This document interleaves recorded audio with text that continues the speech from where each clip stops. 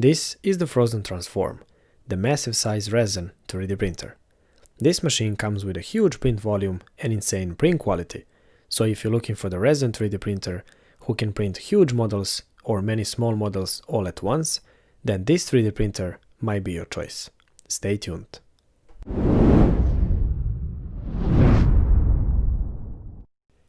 Hi guys, Nexi here and thanks for tuning in. The resin 3D printers are starting to get more popular and more affordable in the last 2 years, but most majority of the resin 3D printers have something in common, and there is quite a small build volume as most of them use a single 2K 5.5-inch LCD screen. Fortunately, this is not the case with the Phrozen Transform, who use a much larger 4K 13.3-inch LCD screen, which is significantly larger than the standard LCD screen on the most other resin 3D printers. With a bigger screen, the size of the build plate is also increased, and now on this printer, the build plate is 290mm long and 160mm wide, and combined with a 400mm Z-axis, the total build volume, or the maximum print size of this machine, is 290 by 160 by 400mm, which is amazingly large build volume for the resin 3D printer. Having the build plate this huge, not only it allows you to print huge models in outstanding print quality, it also allows you to print dozens of small models all at once, which significantly speeds up the print time and lower the print cost. Now you can get way more prints from the LCD screen before it needs replacement. Speaking of replacement parts, on a manufacturer website, you will find all the spare parts you ever need for your printer with a reasonable price, including different type of resins like ABS-like, flexible, cast resin and others as well. On the Phrozen website, there is also PDF manuals, slices software and technical documents available. It's also good to point that you can convert this printer from a single 4K 13.3-inch LCD screen into dual 2K 5.5-inch screen, which is very interesting. In terms of package, the printer comes very well packed, and the shipping box comes with a lot of protective foam from each side of the printer. And also the whole printer is wrapped in a plastic protective foil to keep the dust away. With the printer, it also comes the smaller box, in which there was the 2 bottles of the ABS-like resin, build plate, quick guide, power cable, funnel, air filter case, Wi-Fi dongle, gloves, 1 plastic and 1 metal spatula, Allen key, LAN cable, and 2 door handles, which is the only thing that needs assembly on this printer. Now, let's talk about the hardware and the build quality. The Phrozen Transform is the printer that is made like a tank. It has a solid and metal frame covered with a steel plate sheet coated in a grey color. This printer is very heavy, it rests on 6 hard rubber feet, and it really feels bulletproof and well made. On the front side we have the huge front doors, which use magnets and they open nice and wide, so you have a nice and easy access to the printed model. The build plate and the Z-axis are rock solid and super stable. The Z-axis is supported by twin liner rails, mounted on a thick and rigid platform that moves on a ball screw, which I never seen before on a desktop 3D printer. These heavy-duty components are usually used in industrial CNC machines and not quite on a desktop 3D printers. On the front side of the printer there is a touch 5.5-inch LCD screen. The screen itself is bright, responsive, and the software interface is simple and very user-friendly. On the main screen there are 6 icons, from where you can choose the files to print, test your LCD, level the printer, add print profiles for the different type of resins, set the Wi-Fi, and if we click here on the settings, there is a status icon where you can see the status of your printer like CPU usage, temperature, and the memory status, which is nice. On the left side of the printer there is a handle and an exhaust fan. On the right side of the printer there is a handle and 2 intake fans. And on the back of the printer there is a socket for LAN, 2 USB ports, and 16GB micro SD card, which holds the printer software and stores the print files. Next on the back there is a place for AC plug with a fuse and the main power on-off switch. More on the back we have 1 more exhaust fan, which pulls air from the printer enclosure. Now if we remove these 2 screws and take off this huge vat, which by the way hold up to 1 liter of resin, we can see the 4K 13.3-inch LCD screen, and if we remove these 4 screws as well and lift the screen housing, we can see the UV LED light source under the screen, which cures the prints. Now, unlike the other UV resin 3D printers, who use a single UV LED light source and a single lens or reflector to cure the resin, the Phrozen Transform use parallel optical engine, which means that the UV source combines many smaller LED diodes, which expose the layer to the UV light up to 95% of the surface area, which is very important with an LCD of this size, as all the layers of the screen surface will get nice and even exposure to the UV light. In terms of slicer software, you can use the free Phrozen slicer called the PZ Slice, available on the Phrozen website. But since the Phrozen company also give you the profile for the slicer called Chi2 Box, I use that one for the most of the time. Chi2 Box is free as well, but far more popular, and it will do pretty much all you need. Besides basic functions like resize, orientation and scale, the slicer has some more advanced features like adding the custom or automatic supports, you can hollow your model with it, and as well you can add the custom drain holes on the model exactly where you need them, which is very useful. Now after when you slice the model that you want to print, there is two options how you can print. First, you can save the zip file on the USB stick and then plug it in the printer, or you can set the zip file using the web interface over the Wi-Fi. Connecting the printer on the Wi-Fi is very easy. First, you plug the Wi-Fi dongle into USB port, then choose your network and then type your password. After successful connection, you will see the printer IP address on the screen, which you can type in your browser to access the printer. The printer uses Orange Pi with a Wi-Fi, and from the web interface, you can send the sliced zip files directly to the printer. On the every print file, there is a nice black and white image preview of every print, and during the printing, there is a printing status with the printer temperature, CPU usage, and the memory status. And during printing, the print status over the Wi-Fi matches with the status of the printer screen, which is nice. Now, before you pour the resin into the vat, I recommend first to test the LCD screen using the screen controls on the printer just to make sure that everything is working correctly. Also, the leveling of the build plate is easy and the procedure is like on any other resin 3D printer. First, you install the build platform and tighten these 2 thumb screws. Then use the Allen key to loose the 4 platform screws and remove the vat. Next, place the 4 small pieces of the A4 paper on each corner of the LCD screen. Now home the Z-axis and gently press the build platform by hand and tighten up the screws. And that's pretty much it. Now before we start to talk about the print quality, I need to mention a few words regarding safety and the resin 3D printers in general. Since most of the UV resins are considered toxic, I strongly recommend that you always wear the gloves and eye protection goggles when you work with any type of UV resin. Also, you should always keep the resin and the printer away from the small children.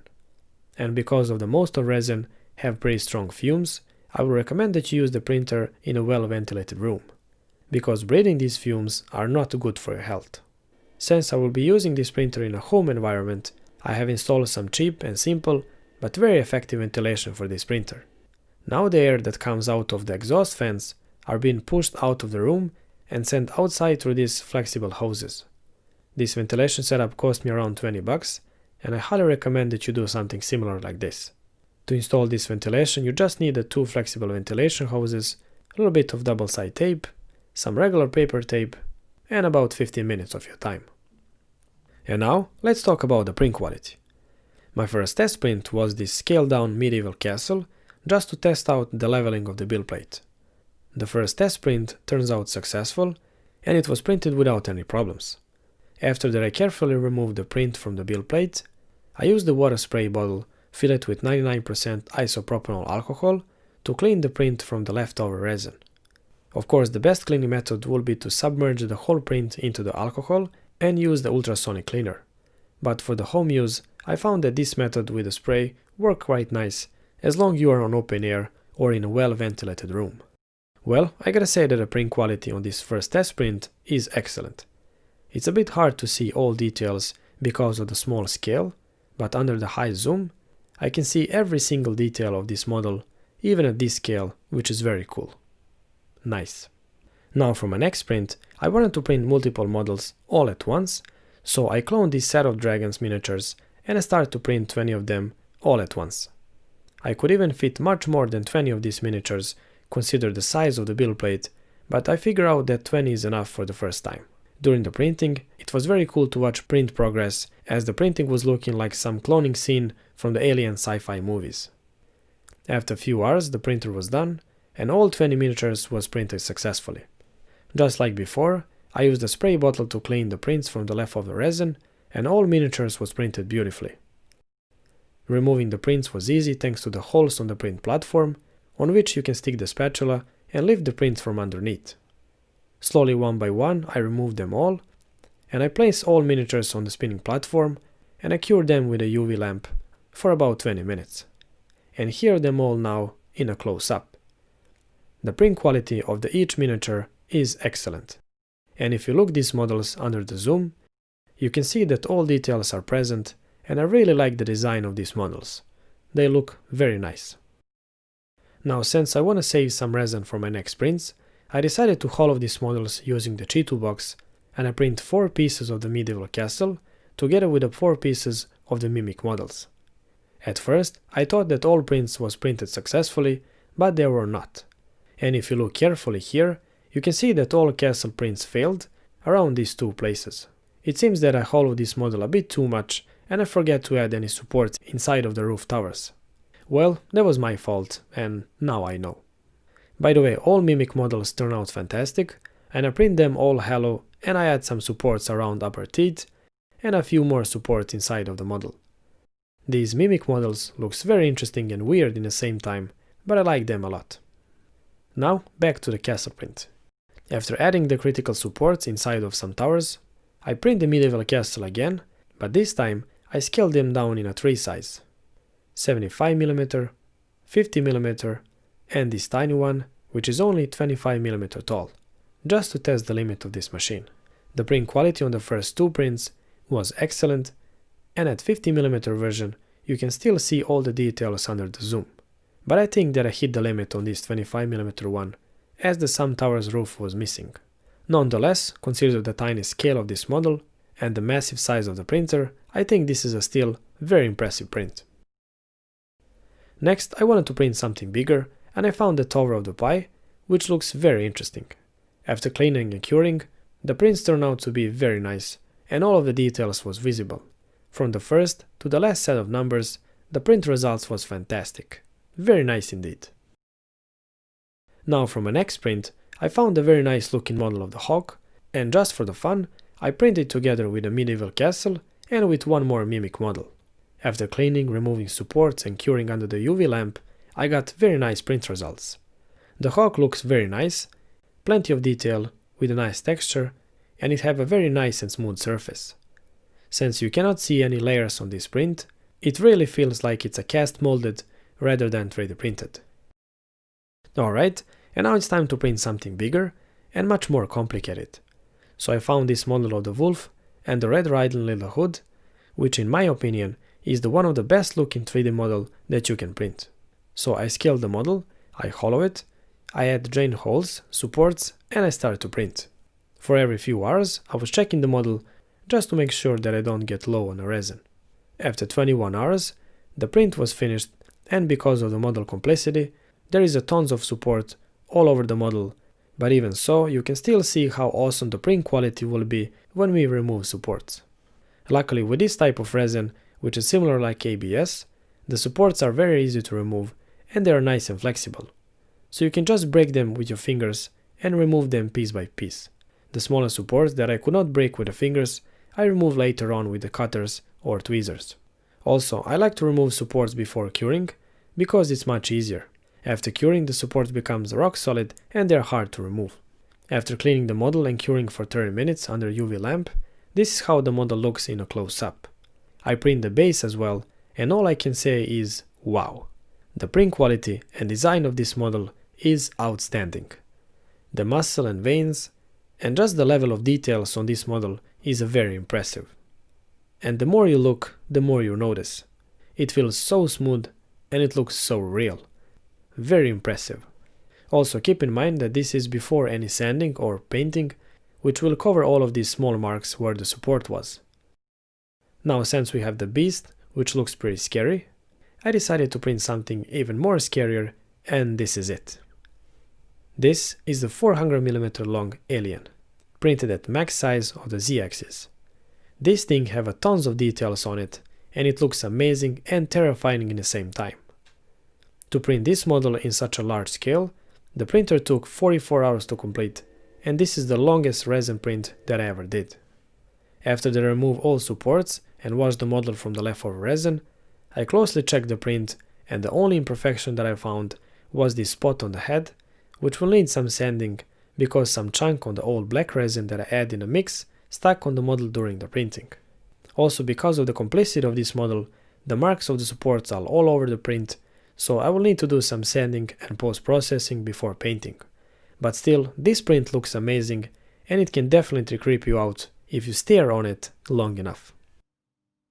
Alright, since we have the beast and the alien, we will need some balance in the universe. So my last print is this beautiful model of the angel, called the Seraph, which turns out beautifully.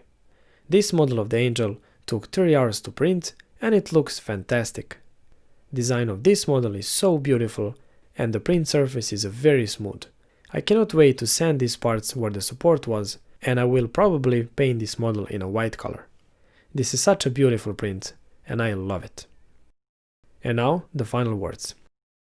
After spending some quality time with the Phrozen Transform, I gotta say that I'm very impressed with the performance, print quality, and reliability of this machine.